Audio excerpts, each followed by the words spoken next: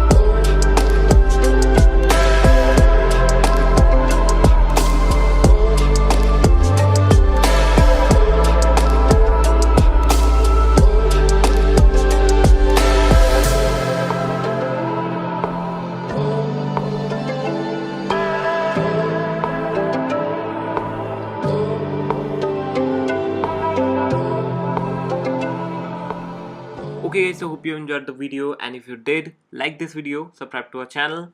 Jai Hind, Vande Mataram.